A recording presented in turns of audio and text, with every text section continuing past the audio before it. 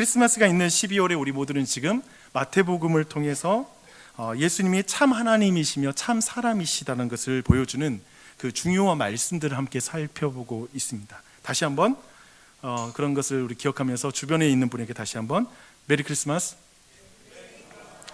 왕인하셨습니다. 왕인하셨습니다. 아멘, 아멘. 예전 같지는 않지만 사람들이 저마다 크리스마스를 느끼며 보내는 그러한 시즌인 것 같습니다. 분명 예수 그리스도를 어떻게, 그리고 예수 그리스도와 어떤 관계이냐에 따라서 아마도 그 크리스마스의 의미는 사람들에게 확연하게 다른 것 같습니다. 복음서를 믿는 그리스도인들은 2000여 년 전에 갈릴리에, 특별히 고대 근동 베들레헴 마구간에서 태어나 30여 년 동안 살다가 그 30세 언저리에 로마 제국의 사형틀인 십자가 위에 죽은 그 예수가 참 하나님이요 참 사람이라고 믿습니다. 여러분 믿으세요? 아멘. 네, 역시 목소리가 작아지는 것은 분명한 이유가 있을 것 같아요. 그렇죠? 인자 곧 사람의 아들이면서 하나님의 아들이라고 믿으며 그분은 죄가 없으신 분이며 예배의 대상이라고 우리는 믿고 있는 것입니다. 놀라운 일입니다.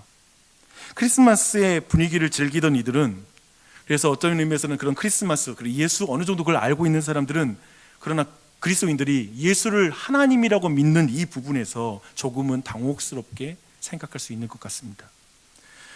고대 교회의 최초의 이단은 이 기독론이라고 부르는 그리스도가 누구냐, 그리고 그분이 행한 일이 무슨 일이냐라는 것에 대해서 이 부분에서 다 이단이 나왔습니다. 최초에는 당연하지 않겠어요?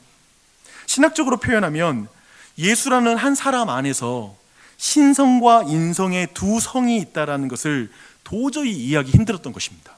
어떻게 하나님이면서 인간이야? 이게 이해가 안 되는 거예요.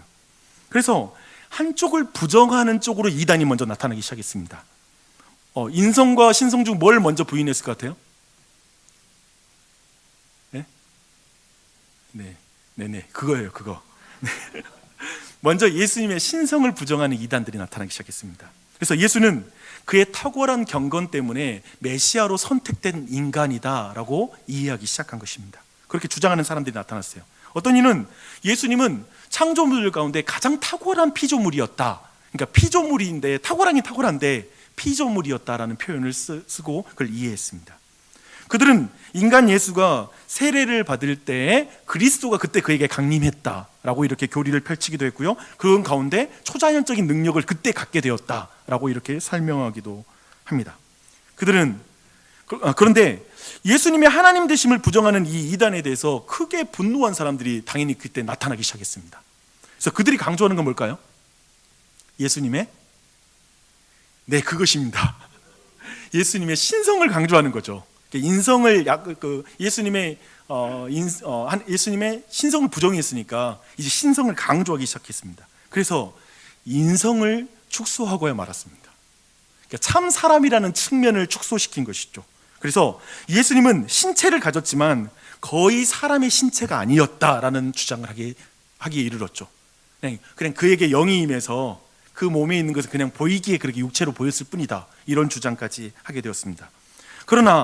그러다가 둘 다 이단으로 규정이 돼요.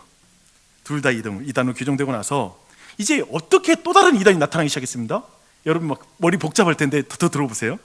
어떤 이단이냐면, 그러고 나서는 한 인격 안에 신성과 인성이 분리되어 있다고 주장한 이단과 신성과 인성, 이 두 본성이 혼합되어 있다고 주장하는 이단이 나타났어요.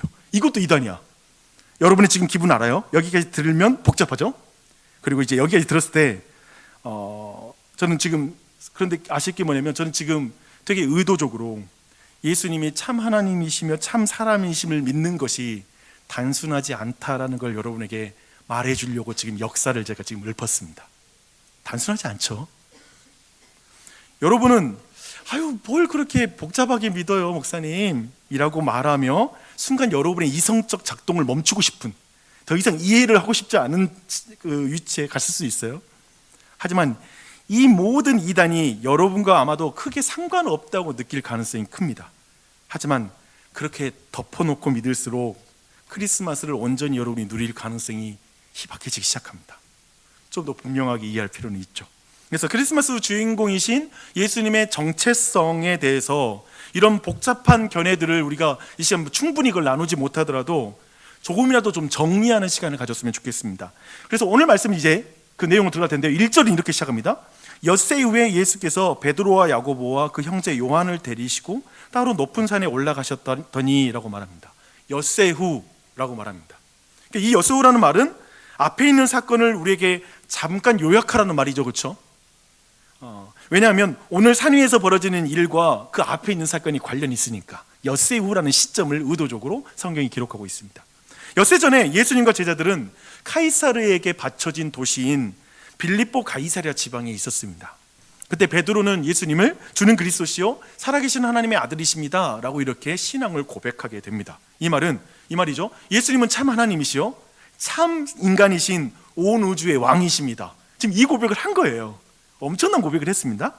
그러자 예수님은 자신이 예루살렘에 올라가 이스라엘의 지도자들에게 많은 고난을 받고 죽임을 당하시고 제3일에 부활할 것에 대해서 그들에게 다시 말씀하시기 시작했습니다.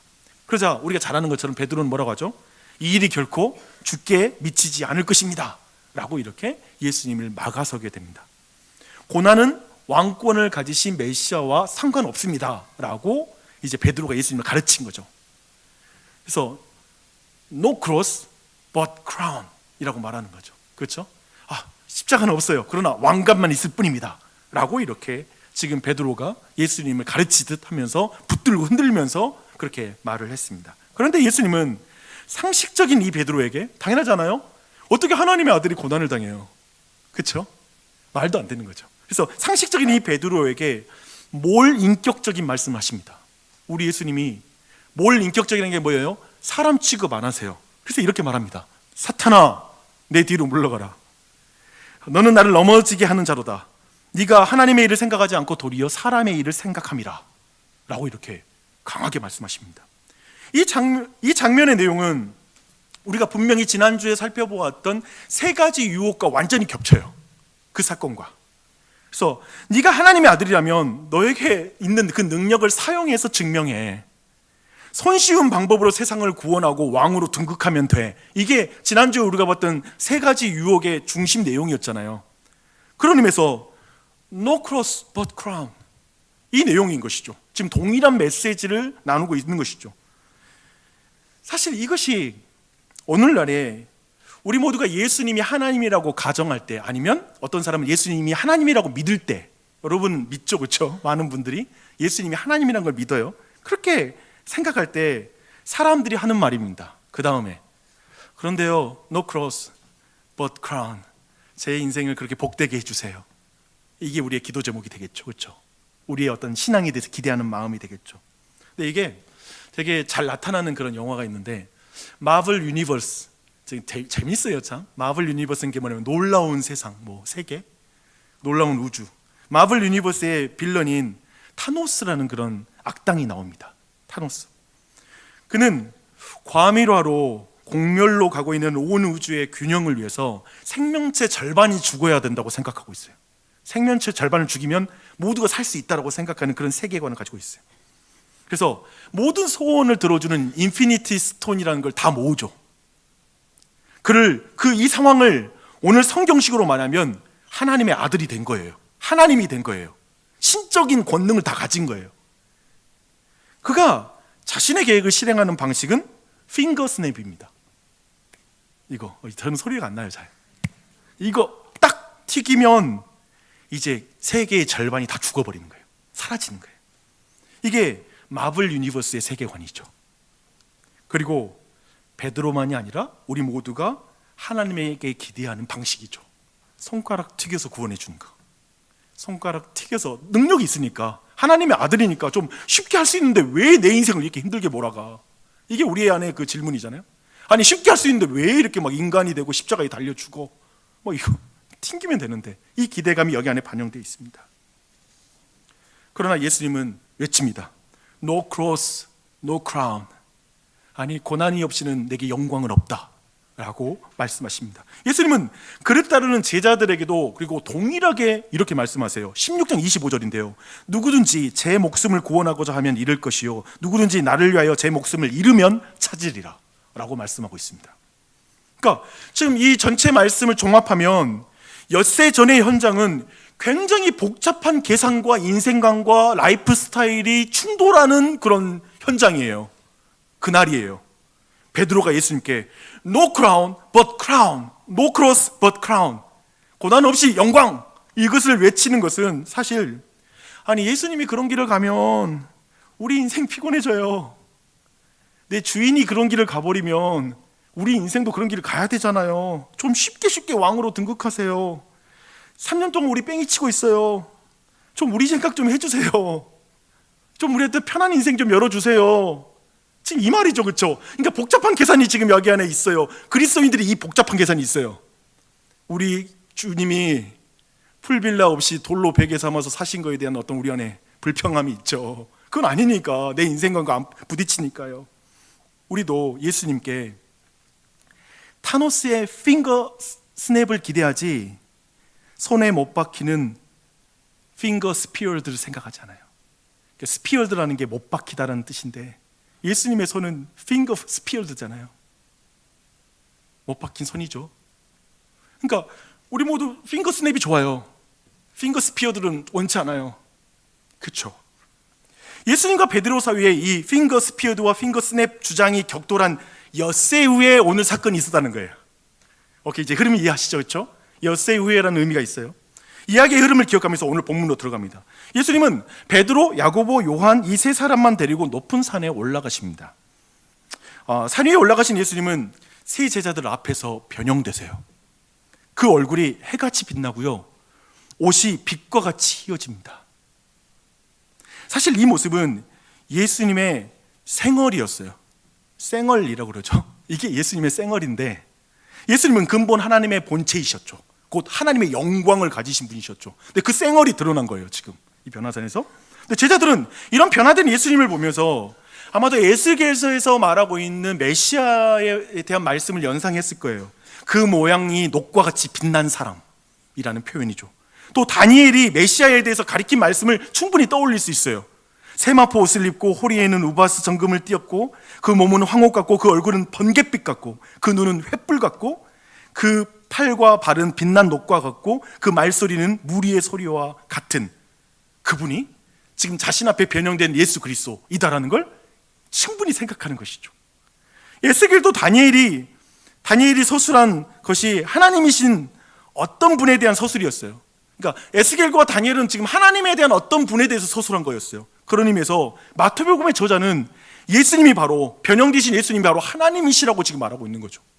하나님이신 거예요. 베드로와 두 제자는 변화된 예수님만이 아니라 다른 이도 봅니다. 누구죠? 모세와 엘리야가 예수님 곁에 선 것을 보게 되죠.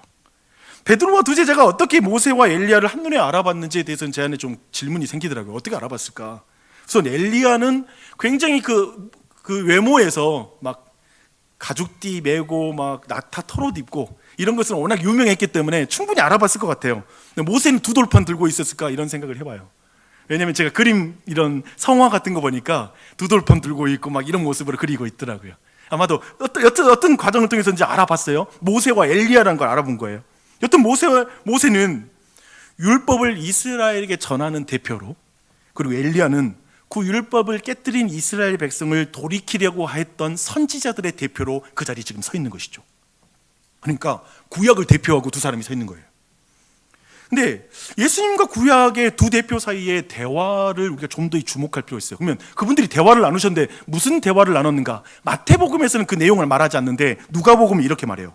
그가 예루살렘에서 별세하실 것에 관해 대화를 나누었다라고 말합니다. 예루살렘에서 별세하실 것에 관해서. 그러니까 예수님이 두 대표에게 가이사랴 빌립보에서 제자들에게 하신 십자가의 죽음과 부활에 관하여 동일하게 말씀한 거예요. 그렇죠? 정확히 이해되죠? 그런데 예수님의 이 별세로 번역된 이 부분은 이스라엘의 출애굽을 가리키는 특별한 단어 엑소더스를 여기다 사용합니다. 그러니까 이 말이 뭐냐면 예수님은 예수님의 엑소더스에 대해 엘리야와 모세와 대화 나눴다라고 이렇게 직역하면 돼요. 지금 모세의 출애굽은 사실상 역사 속에서 실패로 끝났지만 이제 예수님은 자신의 죽음과 부활로 죄와 사망의 나라로부터 죄인들을 출애굽시키는 그 일을 하겠다라고 이제 구약의 대표들과 이야기를 나누고 있는 것이죠. 그런데 여기에서 베드로가 있잖아요. 말씀 보니까 깊이 졸다가 깨어나서 변형 되신 예수님과 두 사람의 대화까지 엿듣다가 이제 대화가 마무리되는 국면으로 들어가는 거예요. 그러고 나서 이제 두 사람이 떠나려고 하자 서둘러서 이제 이때 우리 베드로 형이 등장합니다. 뭐라고 말하냐면 주여 우리가 여기에 있는 것이 좋사오니 만일 주께서 원하시면 내가 여기에 초막 셋을 짓되 하나는 주님을 위하여 하나는 모세를 위하여 하나는 엘리야를 위하여 하리이다 라고 이렇게 말합니다. 핑거스냅 좋아하는 베드로가 또 똥볼 찹니다. 그렇죠? 지금 이야기가 앞에랑 연결시켜서 이렇게 읽어야 돼요. 지금 동일한 주제 앞에서 베드로가 또 실패하는 거예요. 또 똥볼 찹니다. 지금 그의 눈앞에 예수님의 생얼은 사실상 세상의 모든 근심을 잊게 만들잖아요. 걱정 다 잊을 만큼 황홀하고 너무나 아름다운 거예요. 그 모습이.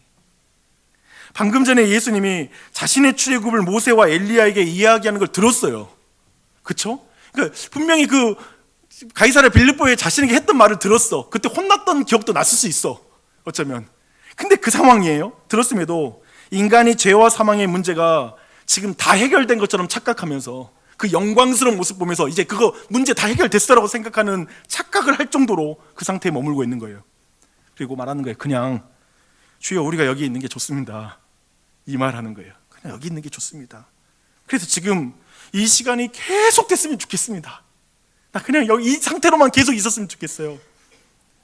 뭐 다른 사람 어떻게 되든 상관없잖아요. 그렇죠? 말씀 보니까 지금 주여 우리가 여기 있는 것이 좋습니다 이거거든요. 다른 사람 필요 없어. 죄와 사망 가운데 죽어가는 다른 사람 상관없고 우리가 지금 여기 있는 게 너무 좋다고 지금 그 말을 하고 있어요. 베드로는 여전히 하나님의 일이 아니라 사람의 일을 생각하는 사람으로 지금 이 순간에도 거기에 머물러 있는 거죠.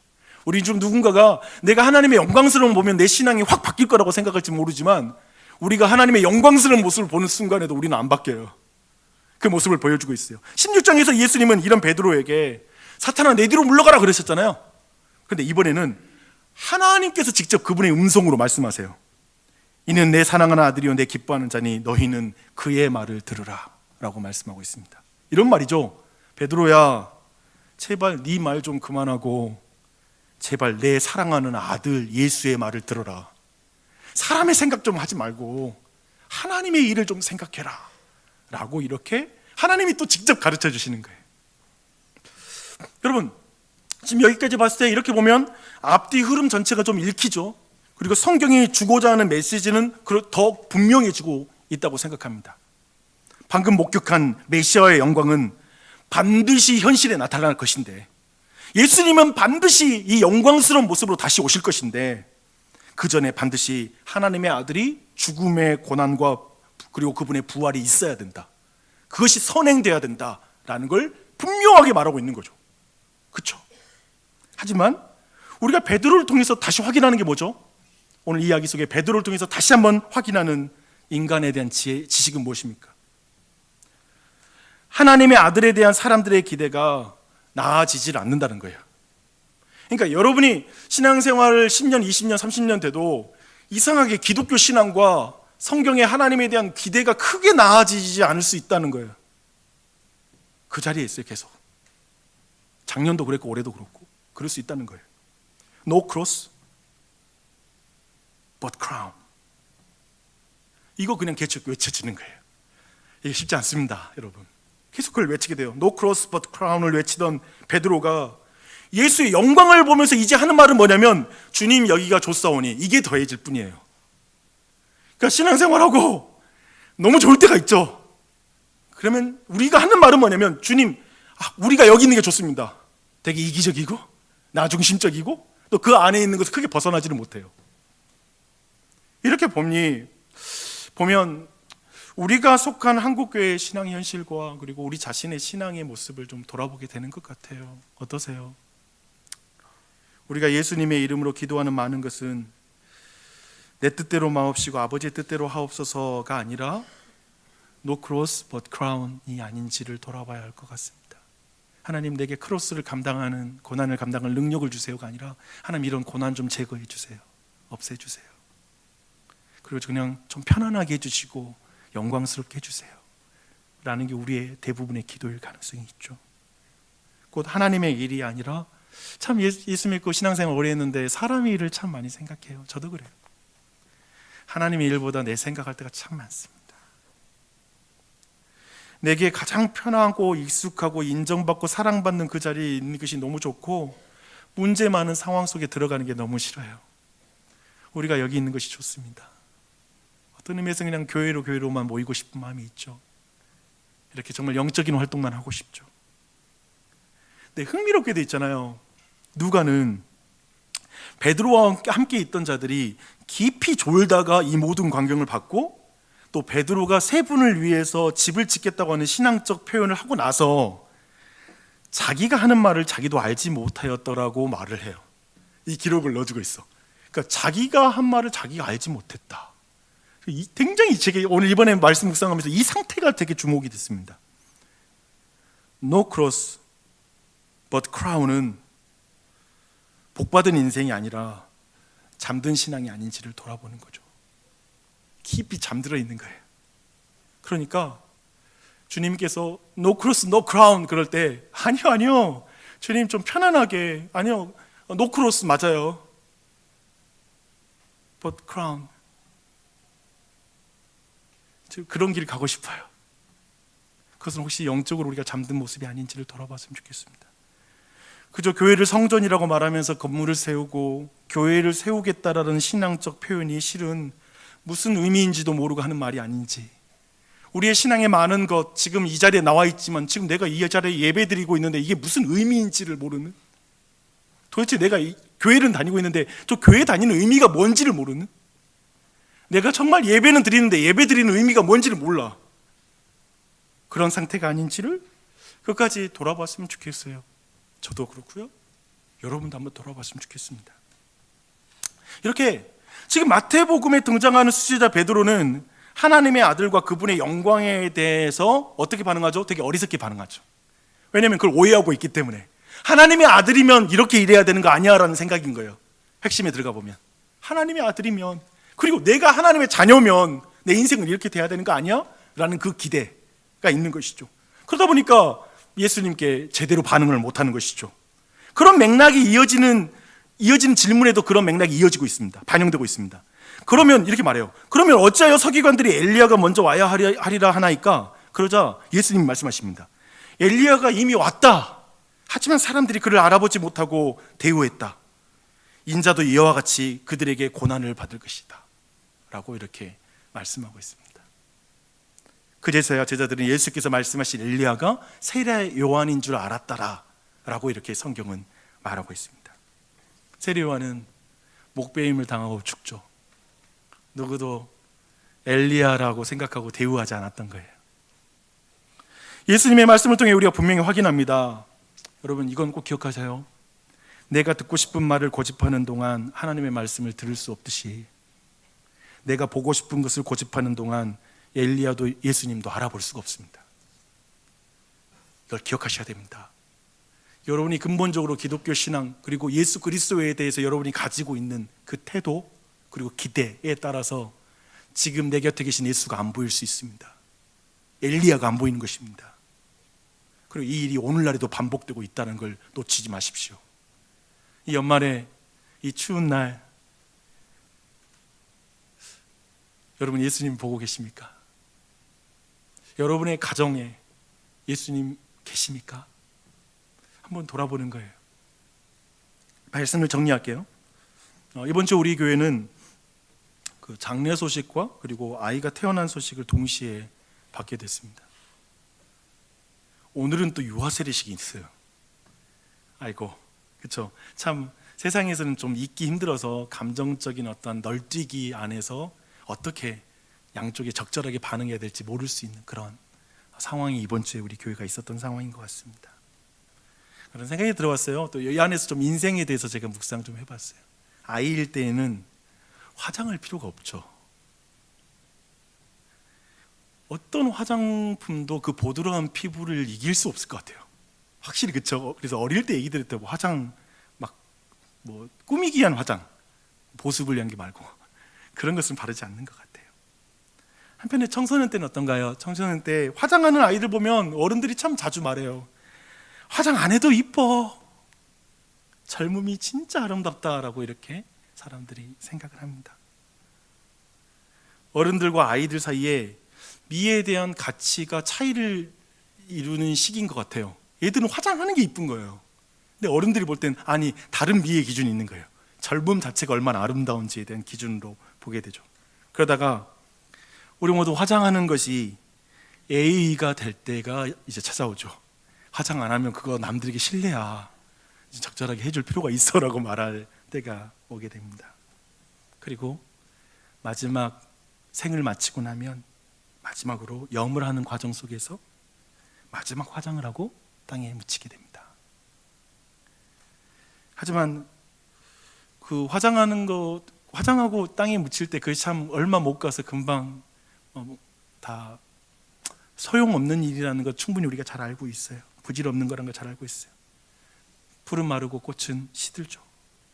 그것처럼 인생도 그렇게 가고 있다는 걸 이 한 주에도 우리는 생각해 볼 수 있었고 우리가 좀 고민해 볼 수가 있었습니다. 그것이 인생이겠죠. 그래서 저는 그런 생각이 들었어요. 어떤 의미에서 인생이란 생활 자체가 너무나 아름다웠으나 세상을 살면서 미에 대한 기준이 뒤틀려 막 화장을 하는 게 인생이 아닌가 싶어요. 그 화장이란 좋은 집, 좋은 직장, 좋은 학벌, 좋은 옷, 먹는 것 등으로 끊임없이 화장을 하는 인생. 어떤 의미에서 자신의 생얼을 들키고 싶지 않는 인생. 아마도 생얼이라는 것은 화장하고 분장하여 예쁘게 단장하지 않는 얼굴이잖아요. 내가 손을 안 본 얼굴. 그래서 대부분 그 생얼을 감추고 싶죠. 자꾸 그렇게 포장하며 사는 것 같습니다. 하지만 진짜 내 얼굴은 결코 감출 수 없다는 걸 우리 모두 알고 있죠. 없어요. 왜냐하면 죄와 사망에서 자유로울 사람이 아무도 없으니까. 마지막에 우리의 얼굴이 어떻게 일그러질 것, 부패할 것 우리가 다 알아요. 저는 이 변화산에서 변화된 예수님은 사실 참 하나님의 생얼이라는 생각을 해봤어요. 아까 나눈 것처럼 이게 생얼이지 예수님의. 그런데 그 빛을 감춘 참 사람이신 예수님도 어떤 면에서 생얼이라는 생각이 들었어요. 진짜 영광스러운 모습이 사라진 얼굴이잖아요. 또 그런 의미에서 생얼인 것 같아요. 그런데 우리 구주 예수님은 참 하나님으로서 영광스러운 얼굴이 아니라 참 사람으로서의 사람의 그 얼굴을 부끄러워하지 않으세요. 그 영광의 빛을 다 잃은 것을 전혀 부끄러워하지 않아. 우리는 조금만 나이 들고 주름져도 부끄러운데 어떻게든 감춰야 되는데 우리 주님은 사람의 몸을 입고 이 땅에 아기의 모습으로 오는 걸 부끄러워하지 않으세요.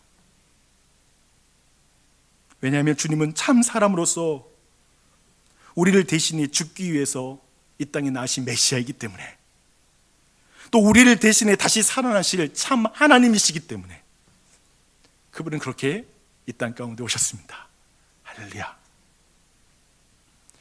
성경은 여러분을 신부라고 말합니다. 그리고 이 예수 그리스도로 단장하세요. 예수님으로 옷 입고 예수님으로 화장하세요라고 우리에게 명령하십니다. 다른 어떤 것으로도 여러분의 얼굴을, 여러분의 생활을 감출 게 아무것도 없습니다. 다 순간적이죠. 아침에 바른 화장품 저녁이면 다 씻어내야 돼요. 그렇죠? 인생 내내 내가 했던 화장품 다 버려두고 가야 돼요. 그러나 예수 그리스도는 살아서나 죽어서나 우리를 온전하게 만드는 그 능력인 줄 믿습니다. 그렇게 예수님으로 그러나 단장한 그리스도인은 이 땅에서 눈부시게 광채를 드러내는 그런 인생을 살지 않을 것입니다. 평범해집니다. 눈 뜨고 보니까 예수님만 계세요. 눈 뜨고 보니까 너무나 평범한 사람으로 이 땅을 우리는 살아갈 것입니다. No crown, no cross, but crown을 말하는 세상에서 No cross, no crown을 말하면서 다른 가치관으로 그리스도인의 이 땅을 살아가게 될 것입니다. 타노스의 마블 유니버스에 핑거 스냅을 믿고 사는 게 아니라 내 손으로 많은 사람 섬기다가 상처 입어도 돼. 난 그 봉사의 일과 사람들을 섬기는 일을 멈추지 않을 거야 라고 핑거 스피어드의 삶을 살아가는 것, 그 삶을 살아가는 것이죠. 이렇게 가치가 뒤집어지잖아요. 이렇게 이제 가치가 뒤집어질 때 그리스도인들은 왕이 어디에 계신지를 알아보기 시작합니다. 그러니까 지금 내 삶 속에서 예수가 어디에 있는지 알아보기 시작해요. 엘리야도 못 알아보고, 그리고 다른 예수도 어디 있는지 몰랐는데 이제 알아보기 시작하는 거죠. 예수님이 이렇게 말씀하셨습니다. 너희가 여기 내 형제 중 지극히 작은 자 하나에게 한 것이 곧 내게 한 것이니라. 놀랍게도 예수는, 성육신하신 예수는 놀랍게도 이 세상에서 지극히 작은 자 하나와 자신을 동일시해버립니다. 그리고 그게 예수라는 걸 알아보는 것이죠. 그래서 그들은 더 이상 주님 여기가 좋사오니 주님 우리 가족만 잘 되면 돼요, 주님 우리 교회만 잘 되면 돼요, 여기 좋아요 라는 말을 더 이상 하지 않죠. 그렇게 안 사는 거예요. 주 안에 사는 여러분, 눈을 들어 보십시오. 우리는 타노스의 마블 유니버스에 사는 게 아니라 하나님의 마블 유니버스에 살고 있습니다. 놀라운 세상, 은혜로운 세상을 살아가고 있죠. 거기서 뭐가 보이십니까? 제자들이 눈을 보니 오직 예수 외에는 아무도 보이지 아니하더라. 예수 외에는 아무것도 보이지 아니하더라. 특별히 지금 온 교회가 적용하고 있는 한 부분을 권면드리고 싶습니다. 우리가 새 가정을 도와줍니다. 너무 힘든 가정입니다. 너무 열악하게 지금 삶을 살아가고 있습니다. 이 추위의 추위를 그냥 다 받아야 되는 상황에 있습니다. 헌금 좀 많이 해주십시오. 돈 좀 여러분 힘써 한번 해주십시오. 도웁시다. 왜냐하면 그들이 예수님이니까, 우리가 그렇게 믿으니까. 우리 눈에는 그렇게 보이는 거야. 안 보이면 안 하셔도 돼요.